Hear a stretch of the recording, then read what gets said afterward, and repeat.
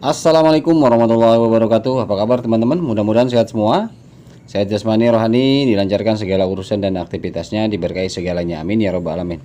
Baik teman-teman, to the point aja. Ediscape di sini dia menginformasikan dalam 138 transaksi terakhir di P-Blocks Explorer hanya satu transfer dengan nilai 314.000 ya per Pi. Tidak percaya beberapa anggota masih melakukan ini, sementara 99,9% dari pionir memperoleh lebih banyak Pi per perdagangan. Artinya gini teman-teman.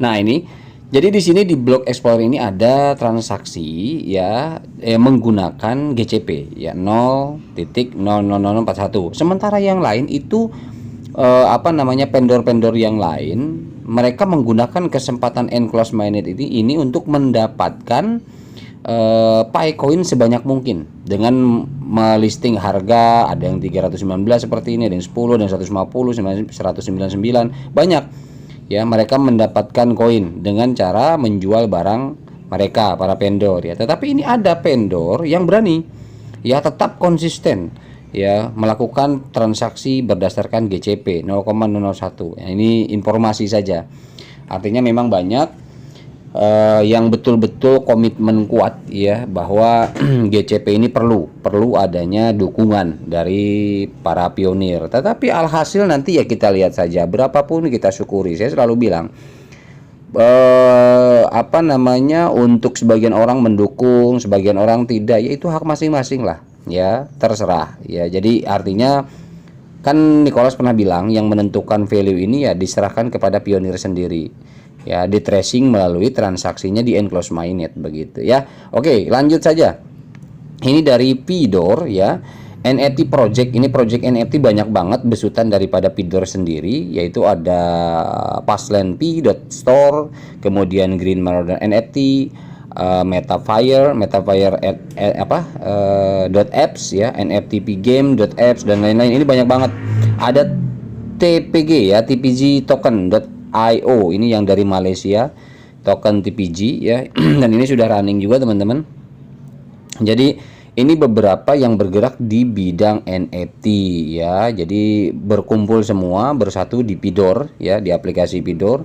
Dan ini platform ini ya, gabungan dari platform ini dia bergerak mengembangkan platformnya masing-masing, dan ini platform-platform yang berbeda tentunya ya. Ini banyak banget NFT tok gitu loh, belum yang lain ya, belum yang sifatnya bukan digital. Ini kan murni sifatnya digital semua ya.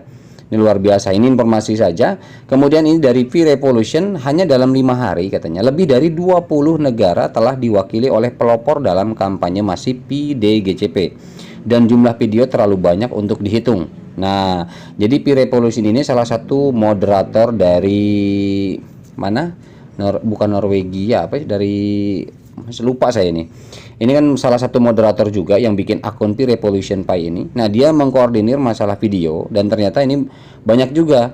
Nah, termasuk Indonesia sudah katanya gitu ya. Jadi untuk PDGCP sudah ada perwakilan video dari Indonesia, kemudian dari Malaysia, dari Singapura, dari Yaman, dari mana, Timur Tengah, itu banyak ya. Ada di komen-komentarnya. Teman-teman boleh lihat, bisa cek ya.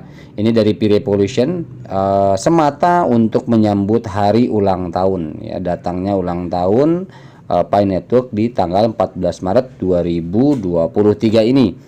Nah, jadi jangan diartikan bahwa ulang tahun ini open mainnet, belum tentu ya. Jadi banyak sih para moderator atau para leader ya, leader daripada grupnya masing-masing.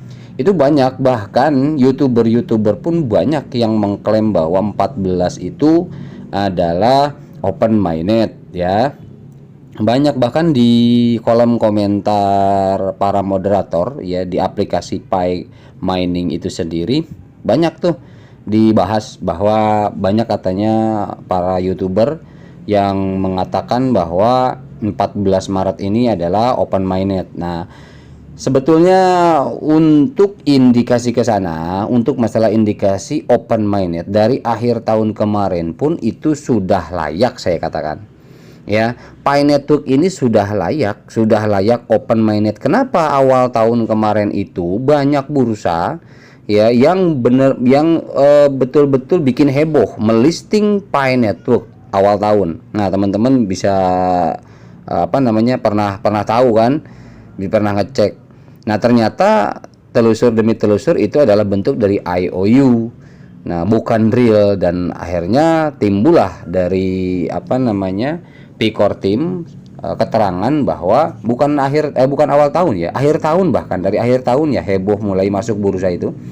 Nah, adalah informasi dari Core Team kan, penyangkalan bahwa itu tidak ada hubungannya dengan P-Core Team sama sekali karena belum open mainnet gitu ya. Ditolak, betul-betul ditolak sama P-Core Team. Nah, hal itu kan artinya apa? Artinya banyak bursa pun memandang bahwa Pi Network ini sudah layak untuk masuk bursa, sudah layak untuk masuk market gitu. Jadi kalau untuk pertanyaan bahwa ini nggak layak kayaknya open mainnet, nggak bakalan ada open mainnet dan lain sebagainya, sekelas pemilik bursa pun, sekelas pembentuk bursa pun, bursa dunia ya, baik itu Gate.io, baik itu yang lain-lain lah, banyak banget ya, tempo hari itu mereka bahkan berani seperti itu, artinya mengakui dengan adanya project Pi Network ini bahwa ini punya betul-betul sudah layak. Bisa dikatakan mungkin sudah berhasil, artinya sudah diakui dan siap market menerima, kan begitu. Bursa banyak yang menerima. Kalau misalkan ada yang mengatakan bahwa project ini nggak layak masuk market, project ini main-main, banyak tuh orang-orang luar bahkan lebih sadis loh, bilang bahwa ini cuman main-main katanya. Kemudian ini cuman cari keuntungan perusahaan saja dan sebagainya. Itu banyak banget. Ya kalau seperti itu kan artinya para ahli yang mampu membuat bursa pun nggak mungkin lah. Artinya dari awal juga bisa melihat kalau memang ini main-main, tetapi tidak kan. Gitu. Ini fakta ya. Fakta yang teralami oleh pionir, melihat, menyaksikan bahwa bursa melisting begitu masifnya akhir tahun dan awal tahun. Itu artinya apa? Ya gitu ya. Kalau memang Pi Project ini tidak memiliki value, tidak memiliki peluang besar di market, ke situ saja logikanya. Jadi nggak usah kan banyak banget. Jadi pemahamannya itu kadang-kadang bingung saya. Fakta yang ada itu dikesampingkan, malah bikin opini yang aneh-aneh gitu. Opini ini yang aneh-aneh. Jadi justru yang sudah bergelut puluhan tahun di bidang kripto diabaikan, ya tidak dijadikan sebuah makna dan pembelajaran, malah berasumsi sendiri. Ini yang repot gitu. Padahal kan kita bisa melihat dari fakta yang ada ya di lapangan apa yang terjadi ya. Kemudian kita belajar kan harusnya memang kepada para senior ya. Kalau kita pemula nih, artinya kita harus kepada para senior, para ahli bursa ya, ahli kripto dan lain sebagainya. Kita analisa dari berita-berita ya. Nggak mungkin dong sekelas mereka yang sudah bergelut puluhan tahun di bidang kripto ini menginformasikan atau memberanikan untuk melakukan hal-hal, tindakan-tindakan yang bisa ternilai itu mendukung Pi Network kalau memang mereka tidak paham, kan begitu. Itu faktanya. Jadi kadang ya begitulah, makanya teman-teman selalu saya bilang DYOR ya, itu lakukan your research ya, penelitian Anda pribadi ya. Jadi jangan sampai kita dibelokkan dengan paham-paham yang sebetulnya keluar dari fakta yang ada gitu ya. Oke, kita lanjut saja. Ini Gopak Kumar ya, ini kayaknya akun India ini ya. Beberapa proyek ya membuat kita menunggu lama dan banyak orang menyerah pada proyek selama penantian itu, karena memang Pi Network sudah 4 tahun masuk 5 teman-teman, luar biasa ya. Tetapi Cheng Diaovan pernah bilang bahwa Pi Network ini sebetulnya memang ditargetkan membutuhkan waktu 4-5 tahun itu baru bisa rampung. Itu udah jauh beberapa tahun yang lalu dia pernah mengatakan seperti itu. 4-5 tahun itu yang mereka butuhkan sebetulnya waktunya, jadi nggak sedikit. Jadi kalau misalkan sekarang sudah tahun-tahun penghujung dipermasalahkan, ya kalau menurut saya lupa dengan omongan yang pembuatnya sendiri gitu kan. Jadi banyak hal yang fakta yang ada dikesampingkan, dilupakan karena terdorong dengan emosi yang pengen segera dengan nilai besar. Ini yang jadi yang jadi hebohnya itu ya. Tetapi mereka katanya yang bertahan dengan proyek dengan keyakinan dan kesabaran pada akhirnya akan mencapai kesuksesan dalam hidup. Pi adalah salah satu proyek tersebut. pertahankan penambangan simpan Pi Anda ya. Jadi artinya kalau ngelihat apa namanya pergerakan atau perkembangan daripada Project Pi ini dari utilitasnya, ekosistemnya, terutama adalah dua hal besar ya yang menurut saya sudah berhasil digenggam oleh Pi Project ini. Yang pertama adalah pionir, yang pertama adalah komunitas, yang kedua adalah utilitas. Itu dua hal besar, itu dua hal vital dalam sebuah project, dan itu sudah digenggaman. So what? Apalagi? So what next? Jadi tinggal penyempurnaan saja ya. Dan hackathon yang kedua ini sebenarnya penambahan daripada utilitas, teman-teman. Itu yang penting. Nah, namun kendati pun demikian, fakta data yang ada itu tetap saja. Jadi wajar banyak orang di luaran sana, di luar negeri sana pun, wah itu luar biasa komentar-komentarnya ini yang betul-betul saya bingung gitu. Bahkan ada yang beberapa bulan yang lalu begitu antusias dan semangatnya mensupport daripada project ini, bulan ini ya, bulan Februari Maret ini malah down. Ya itulah akhirnya semangat, menurunkan kepercayaan ya, semangat kita, kepercayaan kita terhadap Pi Network itu luntur, berkurang. Akhirnya akhirnya komentar dengan analisa-analisa yang justru malah keluar dari fakta ya, keluar daripada data dan orientasi dari project ini sendiri. Itu yang saya sayangkan gitu ya. Oke, kita lanjut. Nah, ini saya pengen informasikan, ini contoh nih ya, ini hanya saya ambil pemisalan saja. Ini informasi dari Squawkbox ya. Ini adalah salah satu media ya, media pemberitaan di USA. Ini dia bilang TikTok yang didapatkan anak-anak Cina adalah tentang sains. Teknologi tidak sebanyak yang didapatkan anak-anak kita. Nah, kata Senator Warner ya, the CCP telah memastikan TikTok US induk ya, ini ByteDance Stock yang pertama dan terutama setia bukan kepada pelanggan atau pemegang saham, tetapi kepada partai komunis. Jadi TikTok ini sekarang sudah lebih pro-nya ke China ya, dan pengguna untuk China dan sebagainya itu ke China sana. Nah, kenapa demikian? Karena melihat daripada market pengguna ya, kemudian profitable-nya mungkin ya, termanfaatkan dengan baiknya. TikTok ini banyak kan termanfaatkan dengan baik oleh komunitas TikToknya Cina. Nah, kenapa saya angkat seperti ini? Nggak ada hubungannya memang dengan Pi Network, tapi nanti kita coba ulas. Nah, ini contoh sosial media platform. Ini ada Facebook ya, ada Instagram, ada TikTok, ada WeChat ya. Kemudian ada Pin ya. Pin itu untuk sama kayak Instagram ya. Gitu. Nah, ini kan medsos ya, beberapa medsos pengguna di sini teman-teman bisa lihat, ada yang 2B, 1B, ini byte maksudnya 750 juta byte di sini ya. Biasanya M itu kan juta ya. Nah, jadi teman-teman, ini adalah jenis-jenis medsos yang memang sekarang sudah menjadi bahasan atau konsumsi dunia. Kenapa saya angkat di bahasan Pi Network ini? Nah, ketika teman-teman tahu tujuan daripada pembicaraan yang disampaikan oleh Cheng Diaofan beberapa tahun yang lalu, apa sih sebenarnya tujuan dari Pi Network itu? Apa sebenarnya yang diinginkan ke depan? Salah satunya adalah seperti ini, teman-teman. Ini hanya untuk sampel saja. Salah satunya ini adalah kenapa sekarang ada Pi Netbook ya, kenapa sekarang ada dan lain-lain sebagainya. Kemudian yang ada sekarang mau integrasi itu karbon ya, untuk seperti kayak Chrome. Nah, yang notabene semuanya beralih kepada Web3. Tujuannya adalah medsos ini semua, teman-teman, ini adalah tersentralisasi ya, tersentralisasi. Nah, Pi Network tujuannya adalah semua medsos itu beralih ke desentralisasi. Namun tujuan Pi Core Team itu yang saya baca, tujuannya adalah platform-platform medsos ini basically Web3, yang kedua mampu membantu menguntungkan kepada para penggunanya. Kalau untuk tersentralisasi seperti ini kan tidak membantu kita, hanya untuk sekedar hiburan saja. Mungkin ada iklan sebagai TikToker ya, mungkin dapat penghasilan, tetapi dari aplikasinya itu sendiri no. Ya, karena tersentralisasi. Tapi kalau terdesentralisasi, Web3 itu justru memberikan peluang karena diserahkan ke kita semua. Seperti itu. Nah, tujuan daripada Pi Network itu di awal Cheng Daopan pernah membahas bahwa yang sifatnya media sosial itu Pi Network salah satu tujuannya adalah itu. Untuk apa? Diserahkan ke kita, kepada pionir. Ya, jadi memberikan sebuah profitable bukan hanya dari mining saja, tetapi dari media-media sosial dan lain sebagainya. Bukan berarti menggantikan, tetapi mungkin ini pun akan tetap ada. Tetapi bagi komunitas kita buat sendiri.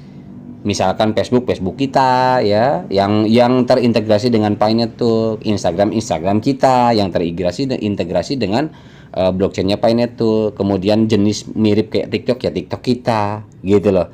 Ya, yang terdesentralisasi Web3 dan di blockchainnya Pi Network, seperti itu tujuannya. Ya, salah satunya selain daripada urusannya finance, perbankan lah, bursa dan lain sebagainya.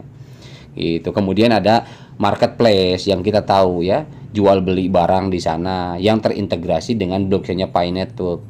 Selama ini yang tersentralisasi untuk lokal, misalkan ada Tokopedia dan lain sebagainya ya, Lazada dan ini itulah banyak di lokal ya, di luar juga banyak. Semua itu tersentralisasi. Nah, sekarang Pi Network itu tujuannya adalah di bidang marketplace pun sama, terdesentralisasi semua ya, pembayaran menggunakan Picoin. Kan tujuannya ke situ. Gitu teman-teman. Nah, itu juga perlu kita pahami. Jadi project sebesar ini, sebanyak itu tujuannya, saya rasa ya sangat diwajarkan. Artinya tidak bisa memakan waktu hanya dalam sesaat saja. Nah, ketika kita memahami target daripada fungsional utilitas ke depan, kalau kita hanya ini sharing aja teman-teman ya, sharing. Tapi kalau misalkan memang nggak masuk logika ya nggak usah dihiraukan lah. Ini pembicaraan saya anggap aja obrolan biasa. Karena yang ini kan sharing ya. Karena yang ingin saya sharingkan bahwa banyak kan orang fokusnya di mana? Di finance teman-teman ya. Fokusnya di finance, sementara ingin sekali ada memang di produk ya, di dua hal yang besar saya lihatin adalah di produk, kemudian di finance. Dua hal itu, produk yang menyangkut kebutuhan baik itu kendaraan, rumah dan lain sebagainya, itu banyak di berbagai negara, banyak itu fokus ke barang. Nah, kalau jasa kurang begitu ya, tapi jasa adalah kayak Pitogo itu kan modelnya ke jasa, kemudian barang dan jasa ya kedua dari barang lah. Nah, tapi yang lebih besar lagi adalah di posisi finance. Nah, tiga hal ini memang saya rasa sudah mulai berhasil lah terlihat ya. Tetapi memang karena terlalu besarnya di finance, akhirnya ya tidak mau melihat penyempurnaan itu sendiri, langkah penyempurnaan itu sendiri yang memakan waktu lumayan itu nggak mau tahu. Artinya segera open minded ya, siapa sih yang nggak mau? Saya juga mau teman-teman, pengen loh cepet-cepet open minded dan bisa dicairkan dan memenuhi kebutuhan kita, pengen banget. Cuman ya mau gimana lagi, apa kemampuan kita kan, kita percayakan saja sama core team. Nah, ketika langkah-langkah ini kita pahami, proses ini kita jalankan beberapa tahun yang lalu hingga saat ini, apa yang kita lakukan, kita kerjakan, perkembangannya kita paham, kita tahu apa hasilnya, buktinya. Kecuali misalkan utilitas sampai saat ini cuman bisa dihitung jari, nggak sebanyak sekarang ribuan. Nah, itu bahkan tanda tanya, selama ini utilitas pendukung pun cuma sedikit, tapi ini banyak. Gitu teman-teman. Jadi artinya kalau saya pribadi yakin betul bahwa proyek ini walaupun tidak tahu kapan ya, yang pasti tahun ini ya, kalau saya pribadi meyakini tahun ini, tapi tinggal bulan dan waktunya saja. Nah, ini akan open minded, akan terluncurkan gitu, karena melihat itu deretan tadi itu, perjalanannya ya, kemudian utilitasnya, bukti-buktinya sudah lengkap, sudah jelas kok. Dan yang menganalisa proyek ini bukan orang biasa di luaran sana, perusahaan-perusahaan besar yang memodali pun. Kemarin kan tempat saya bahas ya, Ulu Ventures itu buat apa kalau main-main dia modalin, kalau memang ini proyeknya main-main kan gitu ya. Jadi ya kembali ke kita, kadang saya lebih baik diam saja kalau ada yang bertanya gini dengan bahasa yang bukan mencari ilmu, tapi bahasa yang ujung-ujungnya paling tetap nanti menimbulkan perdebatan. Lebih baik saya no comment. Gitu teman-teman ya. Jadi makanya kita pelajari lah, sambil pelajari lah ya. Nah ini salah satu, oke lah, itu next aja. Ini Pmall ya, Epimall ya, ini salah satu daripada grupnya ini, grupnya P-Express ya teman-teman ya. Nah ini katanya Picard, bukan P-Express, Picard ya, dia Epimall, P-Express sama Picard. Nah ini satu grup juga. Official epimall.io payment gateway, ini jalur pembayarannya ya, segera akan direalisasikan ya, dibuat katanya untuk Pi Network gitu ya. Jadi kita doakan saja semua utilitas sekarang di ujung penyempurnaan ya, rata-rata seperti itu. Oke, kita lanjut. Ini ekonomi global saat ini tidak bekerja untuk terlalu banyak orang di seluruh dunia. Ekonomi global ya, ini dia bilang ekonomi global, bukan Pi Network, ekonomi global. 90% tidak bekerja katanya ya, 90% tidak bekerja. 90% populasi dunia hanya memiliki 15% ya dari ekonomi global itu. Untuk populasi dunia itu, kekayaan dunia memiliki 15%. Pi dirancang oleh Stanford PhD. Itu dimaksudkan untuk memberi orang di seluruh dunia bagian yang adil dari ekonomi global. Jadi karena ekonomi global ini dikuasai dengan hanya 15% orang. Artinya bisa dikatakan demikian, hanya beberapa gelintir orang saja ekonomi dunia ini dikuasai, yang disebut dengan namanya kaum elit global atau kaum kapitalis global ya. Jadi hanya beberapa gelintir saja, tidak merata jadinya. Nah, Picoin tujuannya ingin memeratakan daripada itu. Jangan dong dikuasai cuman sama lu pada doang ya. Kasihan yang lain, masih banyak yang miskin. Yuk kita bikin sistem deh, kalau kayak begini caranya. Kita bikin sistem, kita ratakan udah. Gitu, itu kan bagus sebetulnya. Nah, namun yang mau dikasih rata ini, yang kayak model misalkan saya nih, gemes saya juga rata, lu cepet-cepet dong, open minded dong gitu kan. Bisa sama gitu loh. Ya tapi kan apa, daripada menghujat dan lain sebagainya, coba kita review ulang, kita pahami project ini. Gitu. Daripada kita, ya sama lah, manusiawi, saya pengen cepet-cepet, mudah-mudahan 14 Maret nih gitu kan. Aduh, buat bayar ini itu segala macam ya kan, ya namanya butuh. Nah tapi nggak demikian lah, kita artinya tetap harus kuat, sabar ya, serahkan kepada ahlinya, karena memang kita bukan ahlinya, kita follower. Lagi-lagi dibilang kita follower gitu, kita hanya mampu menganalisa dan mempelajari saja ya gitu. Oke, yang terakhir ini yang saya sampaikan, bahwa ini dari Pi Network per hari ini informasi. Dia mengatakan kami telah menerima beberapa kiriman yang bagus sejauh ini untuk video ya. Terus kirimkan katanya ya, video Anda selama beberapa minggu ke depan. Nah, ini ada bahasa beberapa minggu ke depan. Kami akan membagikan beberapa profit kami menjelang akhir bulan. Jadi akan membagikan profit kami. Nah, profit ini nggak tahu apakah mungkin untuk yang terpilih videonya, atau mungkin di sini yang disebut migrasi, atau apa, kita apa namanya ya, bahasa-bahasa kortin. Teman-teman yang menjalankan core mungkin tahu banyak misteriusnya bahasa, kata-kata, penjelasan, dan ilmu-ilmu dengan teknologi blockchain juga banyak hal yang baru. Yaitulah mereka. Nah kita kalau tidak mau mendalami ya nggak paham-paham. Seperti ini pun bahasa yang memang ini tidak terlalu rumit, bukan bahasa pemrograman, tetapi banyak makna karena bukan kita decision makernya, alias core team sendiri. Nah ini selama beberapa minggu ke depan kita nggak tahu. Nah berarti ini kan sekarang kalau misalkan kita berpikir 14 Maret ini mainnet, ya artinya kan ini tidak sesuai, karena beberapa minggu, sementara mainnet cuma 5 hari lagi. Misalkan bukan mainnet, apa namanya, P-Day 5 hari lagi. Nah ini sementara ini video ini beberapa minggu ke depan relevan enggak? Kalau enggak relevan, berarti apa maksudnya gitu kan. Kemudian ada profit, kami membagikan beberapa profit kami katanya. Nah profit di sini maksudnya apa, kita nggak tahu. Nah jadi artinya gini, tidaklah kita membiasakan untuk suudzon dulu, tetapi yang pasti informasi adalah informasi, bukan apapun ya, kecuali bahasa yang digunakan adalah bahasa keputusan. Nah ini kan baru informasi, artinya baru pemberitahuan, baru arahan, seperti itu ya. Jadi oke, stay tune teman-teman untuk tunggu daripada P-Day-nya. Ada apa di hari P-Day, nanti ada informasi tentunya. Tapi jangan dipastikan bahwa itu adalah akan terjadi open mainnet. Tetapi kalaupun memang terjadi pengumuman open mainnet, ya disitulah kita bersujud syukur ya. Jadi nggak usah diambil ribet lah ya gitu.